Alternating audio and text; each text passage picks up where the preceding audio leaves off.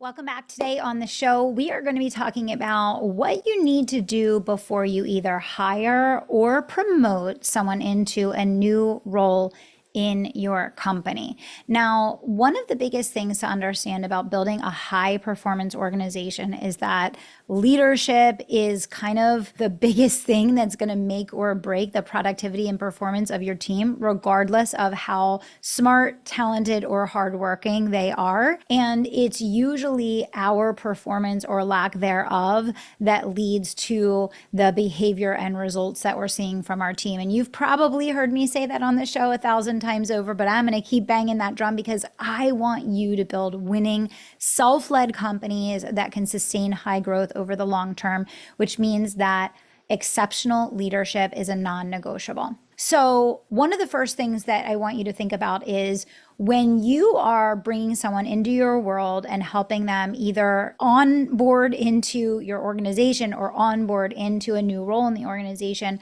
the first thing that they need is clarity. And I find that a lot of small business owners focus on clarity from the standpoint of tasks, and they just want to get the tasks done. They want to teach people how to do the work. And that's great, but it's actually far more important that people understand the context of their work, why it matters, how it ties into the big picture, and what are the specific things about the work and the way that it's being done that impacts whether or not it's actually going to be helpful to the organization. We want to build self-led teams that can solve problems and that can work independently, which means that context should be the precursor for tactical execution. Because someone can do a list of tasks in 100 different ways. And just because a task is completed doesn't mean that a task is impacting the organization in a productive manner. Okay. So the first thing is you have to be clear on what are the 3 profitable pursuits, the top 3 things that this role is going to do to contribute to the organization moving forward. This is absolutely crucial because so many business owners bring people into their organization, hire people on their team, promote them into new roles. And, within 90 days, they're super frustrated. They want to fire the person, they want to demote the person, or they think the role isn't working. And usually that is because there is a lack of directionality to the purpose in which this role is contributing to the profit of the company. Your job is to construct roles in your organization that can fulfill duties and responsibilities and complete work that, yes, has to get done, but can do it in a way that is actually going to positively impact the productivity of the company. Okay.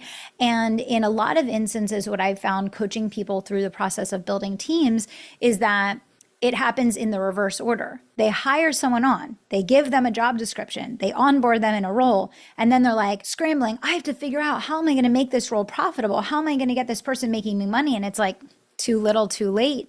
That wasn't what you hired them for. They weren't coming in thinking that way. They've been trained on a certain way. And yeah, of course, can you redesign the role? Can you retrain them? Can you introduce that after the fact? Sure, you absolutely can. Does that waste months of everyone's time and productivity and energy? Absolutely. Does it slow down the process with you building your team? Absolutely. Does it lose momentum and credibility with this person? Absolutely.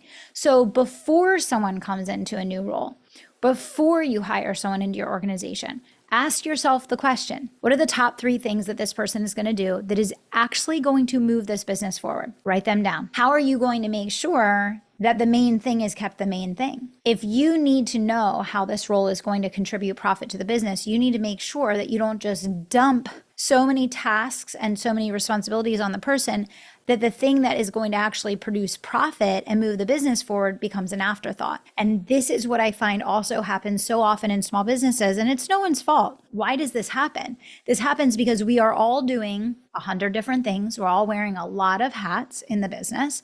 We're asking people to be highly flexible, as are we. And many times people treat all tasks as equal. And unless you, the leader, make really clear to someone what the tasks and responsibilities are that you need them to be going all in on, that you need them to be really making the main thing, All tasks are treated as equal, which means that sending off an email to follow up with a vendor is treated as just as important as getting the next sale or reactivating a customer or generating a referral. It's up to you to make sure that you're really clear about the prioritization of tasks built around those top three things, not the other way around. And I have watched thousands of people that we've led through this process, again, do that in reverse. All things are put in equally. All tasks and responsibilities are given. And then it's like, oh, you're not getting this thing done. This is the main thing. This is what I need you getting done. But it's happening after the fact. And the role is not built around that in its actual design. So number one is, let's get clear on the top three profitable pursuits of this role. What are the top three things that this role is going to be built around to make money for the organization? Number two, what is the construct of how they're going to use their time in the role so that they are actually able to make the main thing, and that there is enough time for them to exert the energy and the intention and the concentration into those things in order for them to achieve the result or outcome that you actually need. And then the second tier of prioritization is the tactical tasks and the maintenance activities that are just part of the everyday running of the business that need to get done. So how do you create the distinction between the top priorities that move the business forward and everything else that they're going to be doing all week long, all day long, throughout the course of a week, a month, and a year? Thirdly, incentives.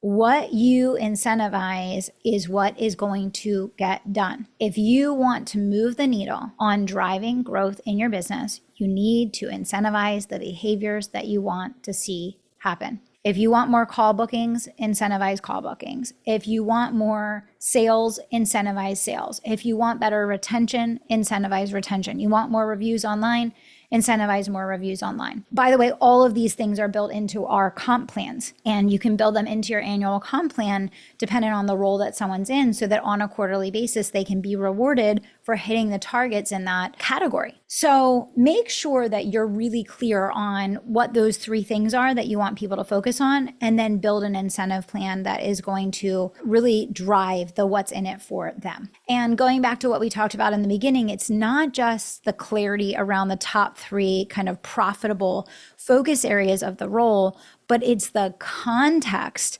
in how you're tying this all together for the big picture of where is the business going? What is important for the brand? What is it that this role is really intended to do to drive the business forward? And the more that you give people the full depth and breadth of understanding around the vision of the company, the department that they're in, the role that they're in, the more that as you train on specific tasks, you're going to find that the tasks are being done with intent, because there's clarity, there's understanding, and there's vision as to what they're moving towards. So let's just recap a bit here. Before you hire for a new role in your company, or before you promote someone, how is the role going to move the organization forward? Having a pathway, having an incentive plan, having clarity around the objectives that they're going to be executing, and making sure that there's both management carved out to support and lead and coach this person, and an onboarding plan that is going to support them in effectively getting up to speed as quickly as humanly possible. Making sure that that onboarding plan is kind of multidimensional. It's not just training people on tactical tasks, but it's giving context. It's having them move through observation. It's having them sit in on client calls. It's having them interact with customers. It's having them observe and be a part of the process delivery of whatever your service is. It's really having them move from theory of training and learning in a vacuum to actuality through observation, interaction, and participation, which is going to accelerate your onboarding process tenfold. Now, we'll talk more on another podcast episode about the onboarding process and designing an effective onboarding plan. But what I'll say is this: before you hire that new role, make sure you have an incentive plan laid out. Make sure you have a job description built around the end goal of the role and not just tactical tasks that they're going to do. Get clear on who is going to manage this person and how are they going to invest in coaching this person effectively for them to be productive fast, and start designing an onboarding plan that drives that outcome. Remember, what you tolerate is what you perpetuate. And so if you want to create a high performance culture, it starts by you being a high performance leader and coach that sets a high bar and then provides the pathway to success within your organization. Remember that incentives matter, and remember that understanding the goal and the vision that your person has for their life and showing them how they can accomplish that dream inside of yours is going to be a huge catalyst for you working in partnership and in relationship together towards the same overarching objective and agenda. All right. So I hope this gave you a good starting point for what to think about before you hire or promote your next person. There's so much more that I want to share. If you want a free copy of my book, Bigger Than You, The Entrepreneur's Guide to Building an Unstoppable Dream Team, you can just DM me anywhere online, the words Dream Team, and I'm happy to share a copy of that with you for free so that you can build and grow a winning self-led team of your own. Thanks for tuning in to the Kelly Roach Show. See you back here soon.